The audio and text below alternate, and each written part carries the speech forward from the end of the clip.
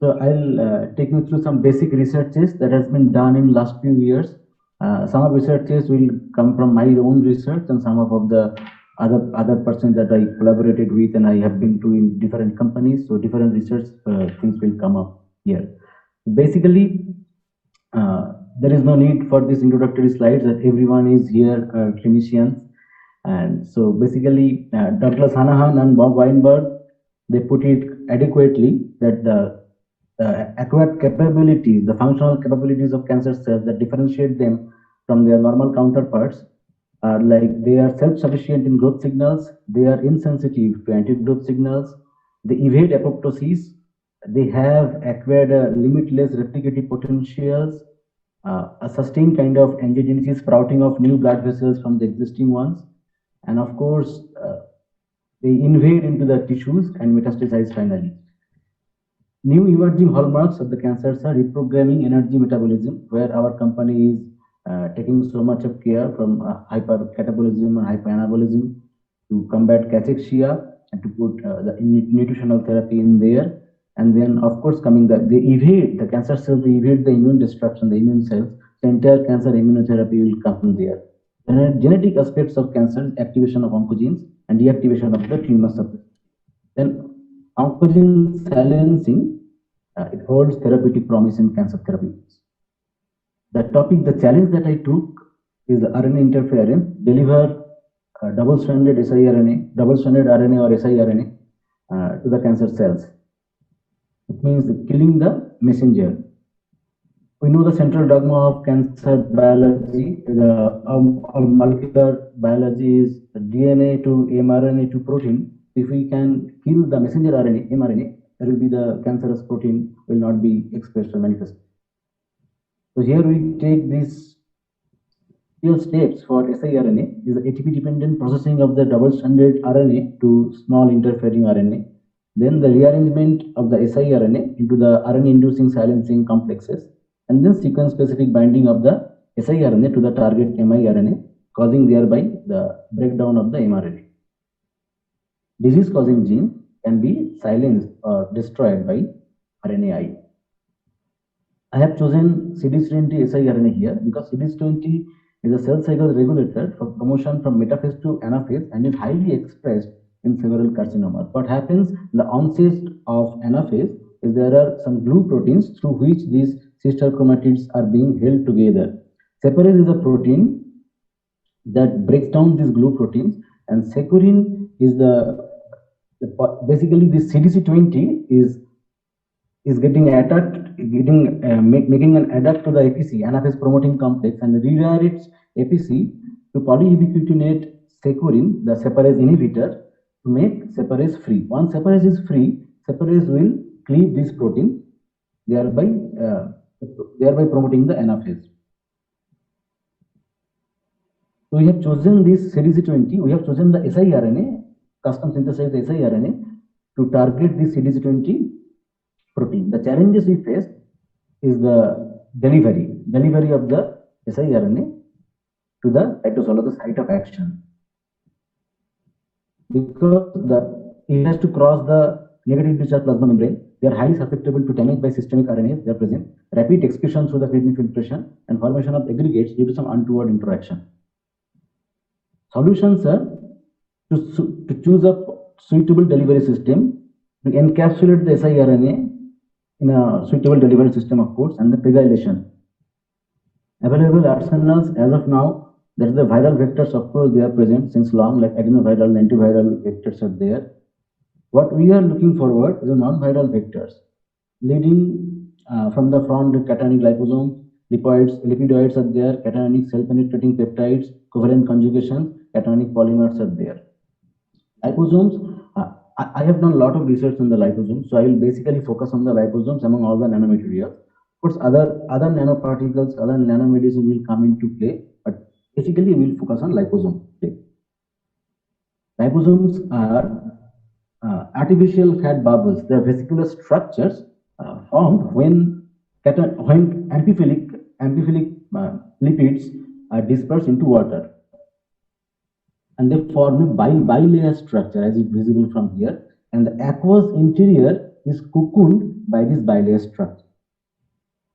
So it's a biphasic structure. Now, in the aqueous interior, hydrophilic materials can be loaded, and in the bilayer, hydrophobic materials can be loaded.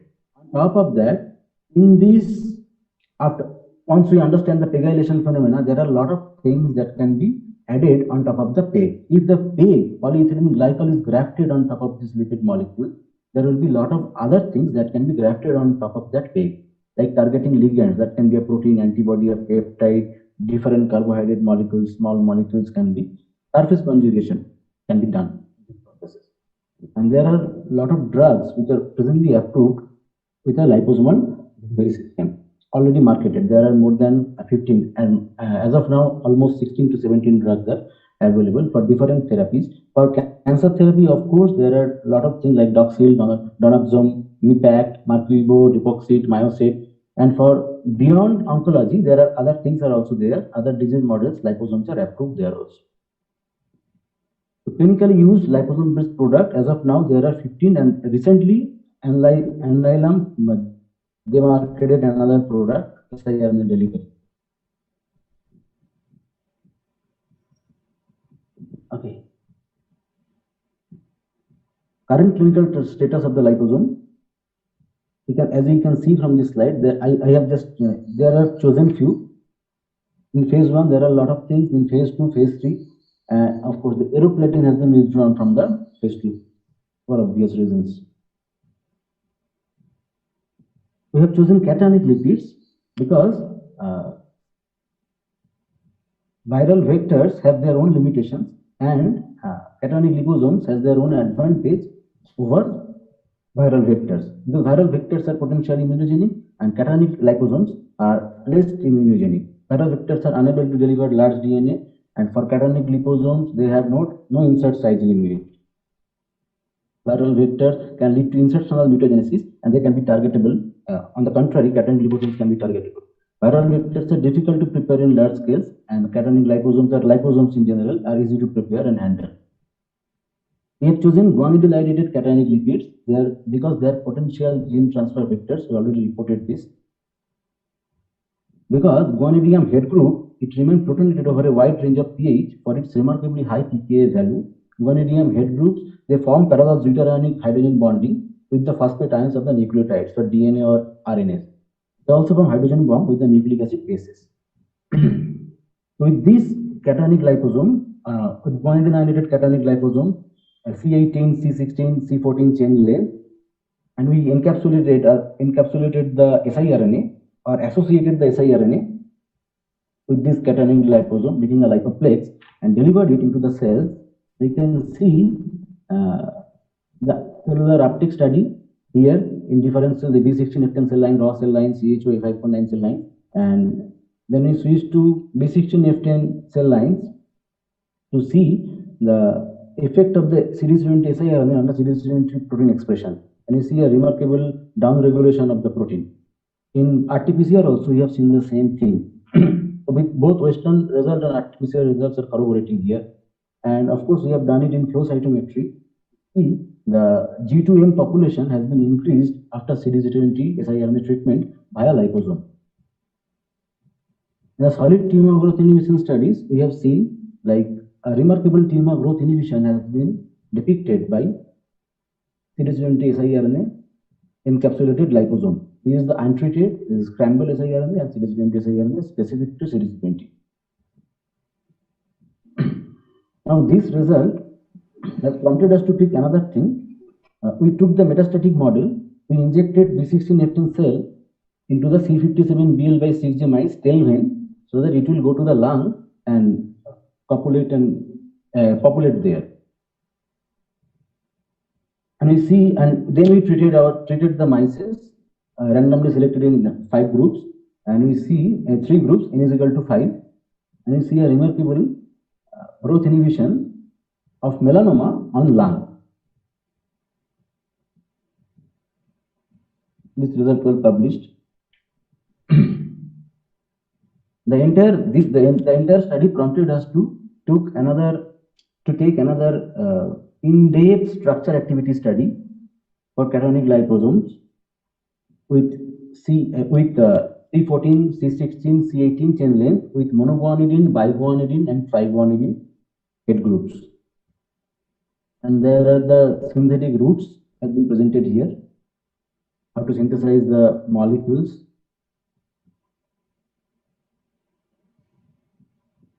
Amino acid chemistry has been incorporated here.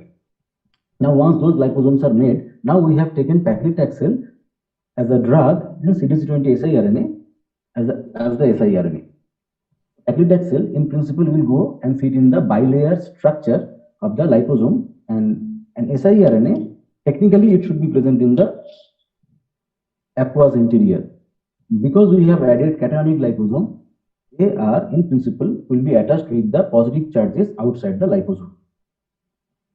And we have done the physiochemical characteristics of this liposome, where both paclitaxel and CD20 siRNA co-encapsulated. And we can see the size, the zeta size is mostly around 100 nanometer. Zeta potential, global surface potential are positive, are coming because it is a cationic liposome. PDI is polydispersity index, which shows the multimodality of the nanoparticle prepared. Here we see, because it is less than 0.2, it is unimodal. It is homogeneous solution of the particles.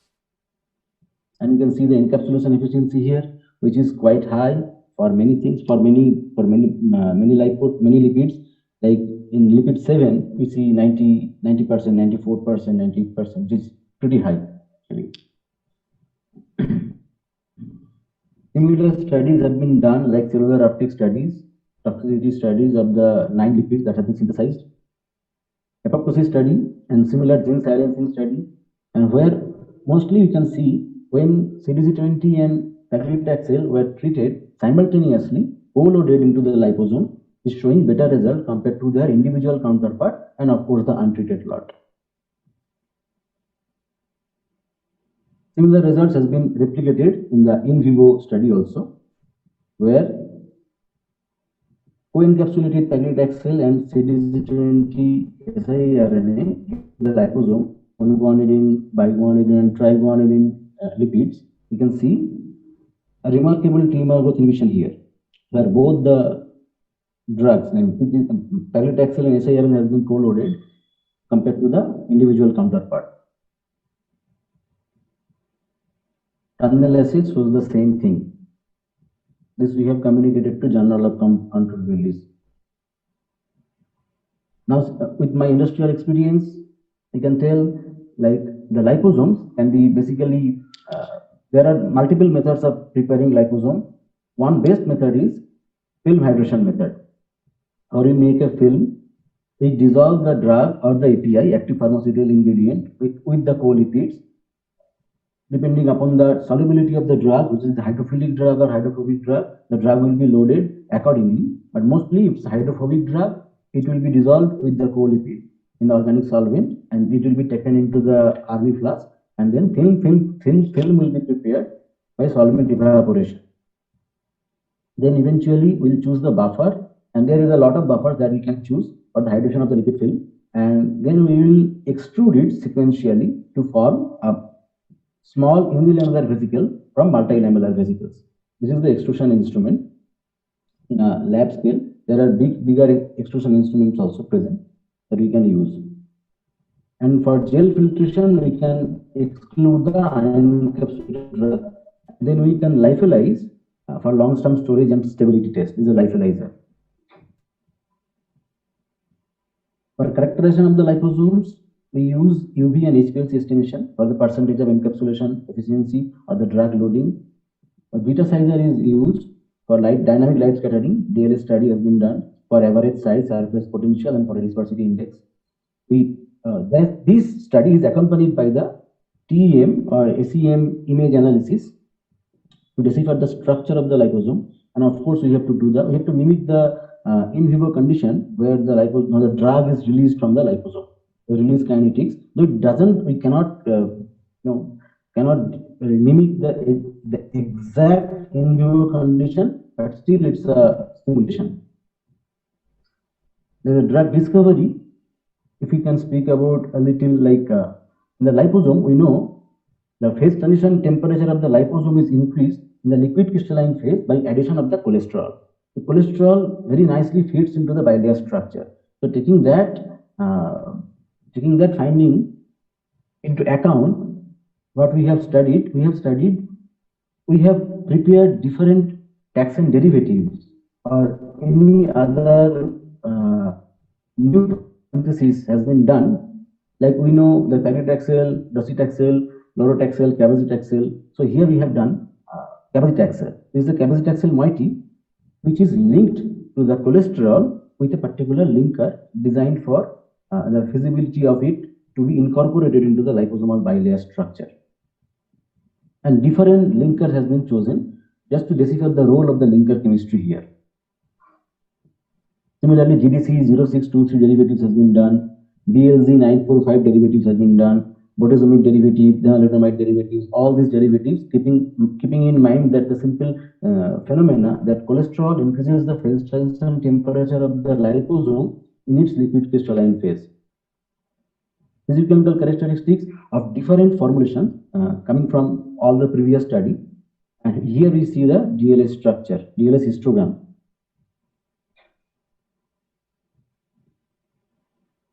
Which is acceptable in most cases.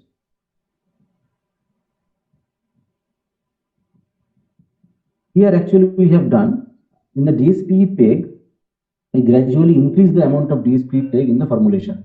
Here we see 5% of DSP peg is present, and in formulation B we have taken 15% DSP peg, 30% DSP peg, and 50% DSP peg. Gradually we increase the DSP peg amount into the formulation, and we see a drastic change in the image analysis. What actually happened, the entire liposomal structures got dissolved and polymeric micelle structures came up. A new finding, and this study has been done in Harvard and MIT, and we got a patent for this study.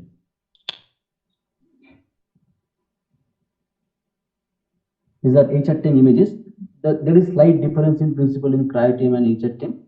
Mostly the finding is same. There is a bilayer structure is slowly getting dispersed, slowly getting dissolved, and coming forth the polymeric micellar structure. As we slowly increase the DSP peg amount into the nanoparticle solution. In the self-assembly simulations also, computational study, we found the same thing. The bilayer structure is getting fragmented with the increment of the DSP peg from 5%, 30%. And once we do the 50%, the entire structure collapses, the bilayer structure, and polymeric micellar structures are coming up. We did the in vitro efficacy study with all these formulations, and also in vivo study. We found a 15% decrease in the body weight with the formulation also, and 1 or 2 mortality cases were also reported. For other like GDC molecules, we have done the similar kind of, we developed similar kind of formulations, and we have done the similar kind of cryo-TEM images, and we found the similar study, similar results. Release kinetics from micelles and release kinetics from liposome. Initially, they showed a little difference because there are some kind of burst release we found from the liposome and a little more sustained release we found from the micelle, polymeric micelle. The current plans that we are having to pursue with EON is to make different kind of nanoparticles for cancer therapeutics as well as to deliver the nutrients. Polymeric nanoparticles will be there, lipid polymer hybrids will be there, albumin nanoparticles will be there, and liposome with different pH gradient will be there. And with the targeting, there will be tissue targeting, there will be cellular targeting, there will be molecular targeting. Liposomes has also been used for diagnostic applications. Besides demonstrating their ability to carry a plethora of different large molecules like siRNA, DNA, proteins, and a small molecule like different drugs, they are also explored to deliver a myriad of diagnostic agents. This is copper 64, carbon 14 isotopes, quantum dots, gadolinium, spions, and fluorescent probes are all there. So we see, we are also going to do this. A few studies are planned. We'll be pursuing these studies very soon for the diagnostic application of the liposome. Theranostics means therapy plus diagnostics together. Diagnostic application of the nanomedicine. I published few recent articles here where I mentioned all these recent developments of the theranostics, like therapeutics and diagnostics. Like here, it's in melanoma, in case of melanoma, in case of angiogenesis inhibitor,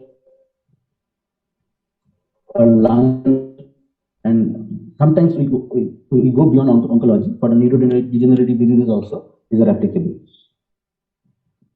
Some bioimaging examples are there where we can see like hyaluronic acid nanogel or photochemotheranostics, because there are lots of nanoparticles here.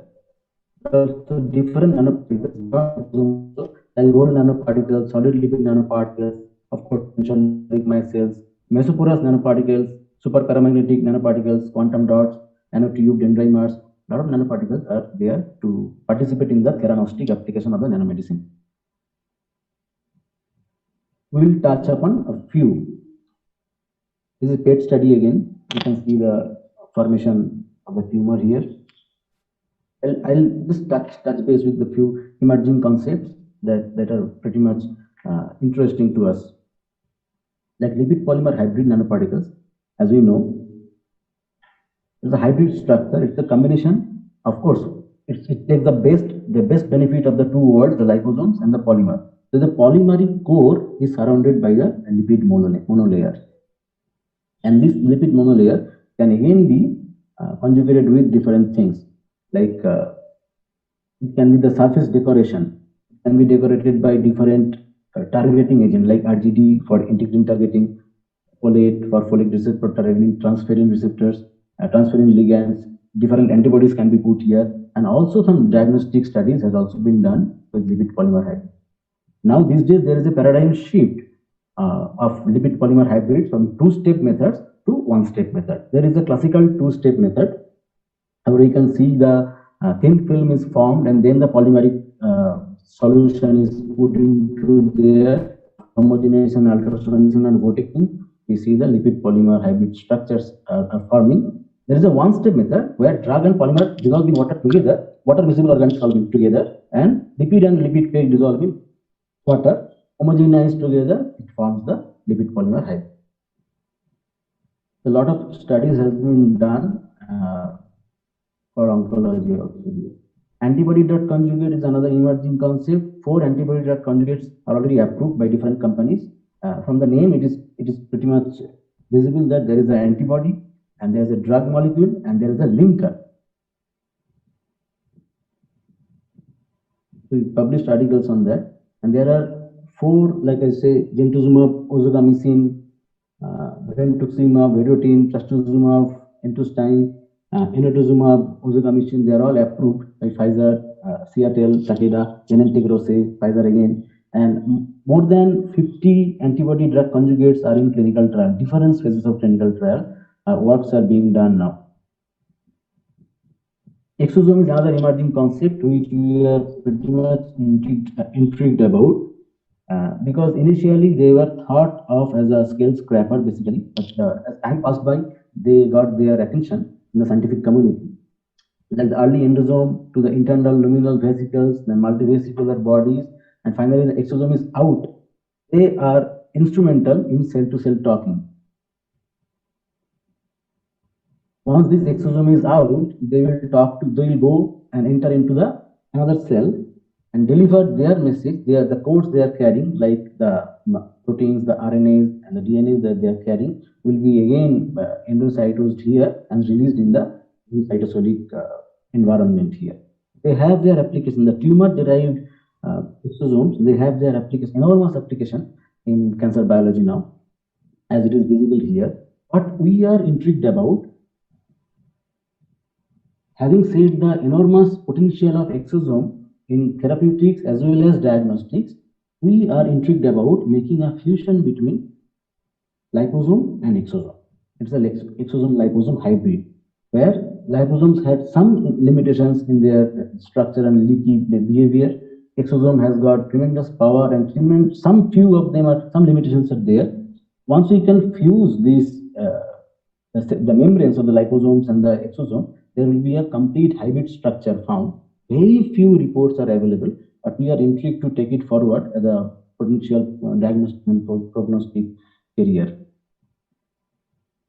Lots of clinical trials are available for exosome these days, and very soon we will be coming up with a new platform with that.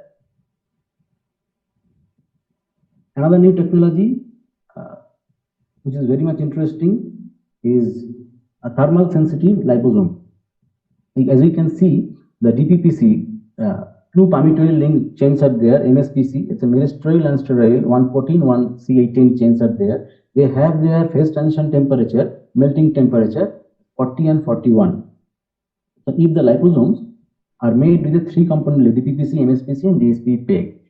So there we can see a thermal transition and rapid onset of membrane permeability. The moment the temperature goes to 42 by thermal ablation, microwave hypothermia, radio frequency ablation, there is a targeted release of the drug into the patient body.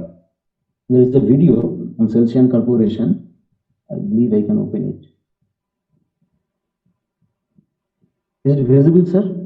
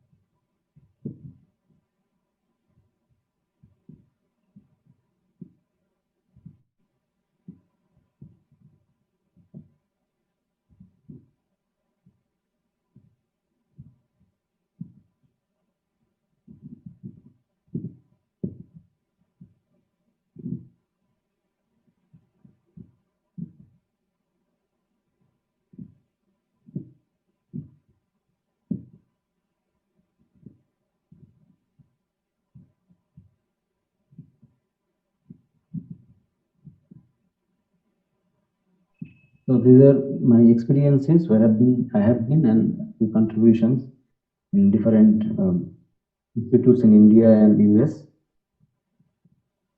With your presentation, I believe.